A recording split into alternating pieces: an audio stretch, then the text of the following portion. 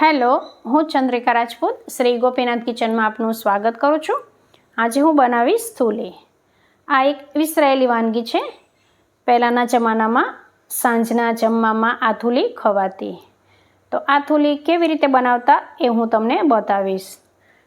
તો એના માટે મેં ગેસ પર તપેલી રાખી દીધી છે। ગેસ ઓન કરી લીધો અને તપેલીમાં 1 ગ્લાસ પાણી લઈ લઈશ। પાણીને ઉકળવા દઈશું। ગેસની ફ્લેમ મીડિયમ રાખીશું। સ્વાદ પ્રમાણે મીઠું ઉમેરી દઈશું અને આને ઢાંકી દઈશું એટલે પાણી જલ્દીથી ઉકળે। હવે હું તમને થૂલી બતાવી દઉં। તો ઘઉંને ભરડાવીને આવી થૂલી બનાવરાવતા પહેલાં અહીંયા મારે એવું થાય કે ઘઉં દળતી હોય અને જાળી ખસી ગઈ હોય તો આવું જાડું દળાઈ જાય, તો હું થૂલી બનાવવાના ઉપયોગમાં એને લઈ લેતી હોય છું। એટલે એક સરખો દાણો હોય, મોરૈયાના દાણા કરતાં થોડો મોટો એવો આ દાણો હોય।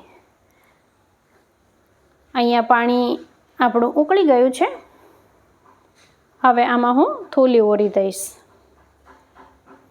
અત્યારે સિટીમાં તો આવી થૂલી આપણે લેવા જઈએ તો મળે પણ નહીં અને ઘંટીવાળાને ત્યાં જઈને દળવાનું કહીએ તો એમને ખબર પણ ના પડે। ફાડા મળતા હોય છે પણ એ મોટા હોય થોડા, એટલે થૂલીમાં ના ચાલે। પણ આ તો મારે આવી રીતે ઘંટીમાં જાળી ખસી જાય એટલે થૂલી ઓટોમેટિક તૈયાર થઈ જાય છે। એને પછી લોટ ચાળવાની ચાળણીથી ચાળી નાખું ને એટલે ઝીણો લોટ બધો નીકળી જાય અને પછી એક સરખી આવી દાણેદાર થૂલી તૈયાર થઈ જાય। આવી રીતે થૂલી ઓરતા જઈશું અને વેલણથી આને હલાવતા જઈશું। આપણો ગેસ તો ધીમો થાય એટલે આને હું ધીમો ગેસ કરી અને 2 મિનિટ ઢાંકીને થવા દઈશ। બાકી જ્યારે પહેલાં ચૂલા પર બનાવતા ત્યારે તો આવી રીતે હલાવતા જ રહેવાનું થૂલીને અને એમ જ થવા દેવાની। આમાં આપણે આટલી થૂલી ઉમેરવાની, આનાથી વધારે નહીં ઉમેરવાની, એટલે દાણો ચડશે થોડો, એટલે આવી રીતનું જ આટલી થૂલી ઉમેરવાની। એ આપણને ખ્યાલ આવવો જોઈએ કે આપણે કેટલી થૂલી ઉમેરવાની છે એ। હવે આને હું ગેસને ધીમો કરી અને ઢાંકીને રહેવા દઈશ। પહેલાંના જમાનામાં સાંજનું જમવાનું હોય ને, વાળું કહીએ ને, અત્યારે આપણે ડિનર કહીએ, એમાં આ થૂલી ખવાતી। હવે 1-2 મિનિટ જેવું મેં ઢાંકીને થવા દીધું એટલે આપણી આ થૂલી તૈયાર થઈ ગઈ છે અને વેલણથી હું પાછી હલાવી લઉં અને હવે ગેસને બંધ કરી અને 10 મિનિટ રહેવા દઈશ। આ જે ઘઉંનો જે ટુકડા છે, નાના નાના દાણા છે, એ દાણો સરસ મજાનો ચડી ગયો છે અને જો થોડો ઘણો કાચો રહી ગયો હોય તો આને 10 મિનિટ ઢાંકીને રહેવા દઈશું એટલે ચડી જશે। અમારું મૂળ વતન ભાલ પ્રદેશ। ભાલ પ્રદેશમાં ઘઉં અને ચણા આ 2 વસ્તુ વધારે થાય, એટલે જ્યાં જે વસ્તુનું ઉત્પાદન થતું હોય ત્યાંના લોકોનો ખોરાકમાં એ જ હોય, એટલે અમારો ખોરાક ઘઉં, સવારે રોટલી અને સાંજે આવી થૂલી બનતી। જોકે આ બધું પહેલાં બનતું, અત્યારે તો હવે અમારા ગામમાં પણ થૂલી કોઈક જ બનાવતું હશે। અહીંયા થૂલી તૈયાર થઈ ગઈ છે। હવે આને આપણે એક મોટા વાટકામાં સર્વ કરીશું। મારા દાદા હતા એ તો કાંસાની તાંસળી આવે ને મોટી, એમાં ખાતા, પણ અત્યારે તો કોઈના ઘરમાં તાંસળી પણ ના હોય, જે કાંસામાં ખાઈએ ને તો સારું, પણ હવે સ્ટીલના વાસણો જ થઈ ગયા। કદાચ કોઈના ઘરમાં થૂલી ના બનાવી હોય એને એવું થતું હશે કે આ થૂલી ખાવાની કેવી રીતે। તો આને આપણે એક મોટા વાટકામાં લઈ લેવાની અને પછી એમાં ઘી નાખવાનું। ઘી સારું એવું જ નાખવાનું, જેમ આપણે ખીચડીમાં નાખતા હોય એવી રીતે, અને પછી ઘીમાં ચોળી અને પછી દૂધ સાથે ખાવાની। આવો ખોરાક અમારા વડવાઓ ખાતા।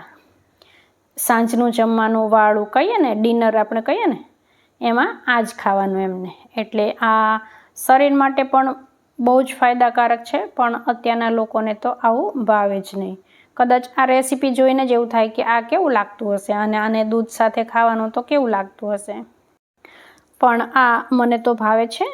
અમારા ઘરમાં હું એકલી જ ખાઉં છું, બીજા કોઈને નથી ભાવતું, એટલે આ થૂલીને દૂધ આપણા શરીર માટે તો ખૂબ જ ફાયદાકારક છે. જ્યારે આવું ખાવાનું આપણે સાંજે ખાઈએ ને ત્યારે તો એ આપણા શરીર માટે વધારે સારું છે. કારણ કે કોઈ આપણે મેંદાની વસ્તુ હોય એને પચવામાં વધારે વાર લાગે છે. જ્યારે આવું ઘઉંનું દાણેદાર વસ્તુનો આપણે કોઈ પણ ખોરાક ખાઈએ ને તો એ પચવામાં સરળ હોય છે.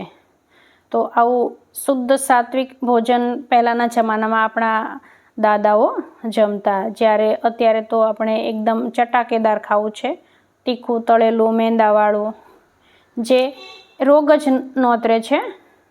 જ્યારે પહેલાંના જમાનામાં તો કોઈ ગોળી જ નહોતા ખાતા. અત્યારે તો ગોળી ખાધા વગર કોઈ જીવતું નથી. તો જો શરીરને સ્વસ્થ રાખવું હોય ને તો આપણે ખોરાક ઉપર ધ્યાન દેવું પડશે. પણ અત્યારે તો હવે કોને ભાવે આવું.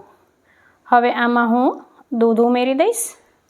તો દૂધ સવારથી ગરમ કરીને રાખ્યું હોય ફ્રીજમાં, એટલે ઉપર બધી મલાઈ જામી ગઈ હોય તો દૂધ એકદમ પાણી જેવું થઈ ગયું હોય. તો આમાં હું થોડી મલાઈ ઉમેરી દઉં છું. ગામડામાં તો એકદમ તાજું દૂધ હોય અને એ પણ એકદમ જાડું દૂધ હોય. ભેંસનું દૂધ એકદમ ગળ્યું ગળ્યું લાગે, એ ખાવાની વધારે મજા આવતી. પણ હવે સિટીમાં તો એ મજા ક્યાંથી. આવી રીતે થેલીનું વાસી દૂધ ખાવાનું અને એમાંય આપણે એમ કહીએ કે ગોલ્ડ છે, એટલે આપણને એવું થાય કે આ દૂધ તો બહુ સારું છે.